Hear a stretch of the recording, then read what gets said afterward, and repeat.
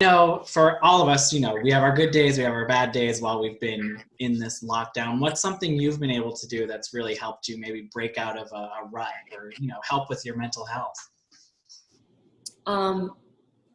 I've really enjoyed making all of the meals that I eat for myself pretty much. Mm-hmm. I mean, I've ordered out a few times because there's some things that I don't want to make or can't, but I've gotten pretty friggin' bomb in the kitchen, if I do say so myself.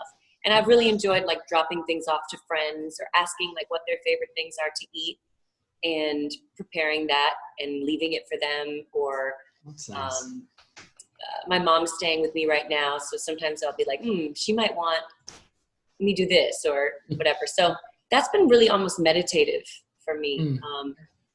And another way to be creative other than through music. Throughout all this, I know you dropped a new album right when the shutdown was really starting to get real. I sure did. What's it been like for you to try and promote music now? Because I feel like a lot of artists have really had to turn to social media and really have that one-on-one, or not one-on-one, but through Instagram Live and really interacting that way. I've always been really engaged with my fans and also just people on social media. So releasing music during this time, really I just wanted to keep the promise that I made to my fans, which was this is when the music is coming out. And there's been so many things that have, that are out of people's control, this situation included. But releasing music is something that I could do. And I saw no reason to delay it. And I really felt like the message of the album was actually strangely apropos for this time, because it's about finally being introspective, kind of having a reckoning with yourself. And like, this is an unprecedented amount of time I'm sure that we're all spending with ourselves, in our minds, maybe reviewing just taking a review. And that's what this album is about. It's about wanting to escape, realizing that you can't, being okay with being alone, and then being like, you know what? I'm pretty friggin' bomb. Like it's cool. It's all good.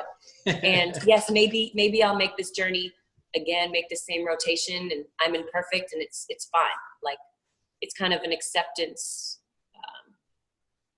So yeah, but as far as promoting the album, like I literally have nothing to complain about. I hadn't worn shoes in a long time. Yeah. And I'm mad busy because we can do things like this. And I'm actually grateful that my fans have this music now, because I know that the music that I'm listening to, I'll never forget. I know you just dropped a music video today. Yeah. You also recently released one for Think About You. And I believe, did Zelda Williams direct that one too? Yes. It's her birthday today. I know. Happy birthday if she sees this.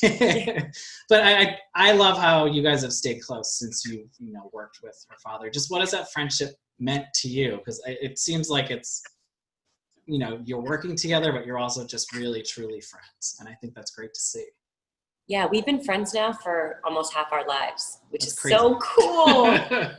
So crazy. She's my first LA friend, and I don't mean that in a like fake way. I mean it like I didn't know anybody in LA, and she was just moving from San Francisco, and her dad, when we were working, told me how much I was going to love her, and then sure enough, we ended up loving each other and just being really close friends. And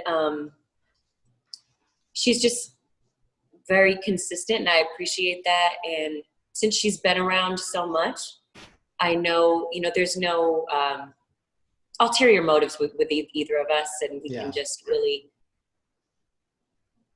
we feel real comfortable creating and being vulnerable, and there's just nothing that throws either of us off. It's just a really, I feel really lucky to have like a sister like her. I don't have any sisters. I'm an only child, so I feel really lucky to have the friendships that I have.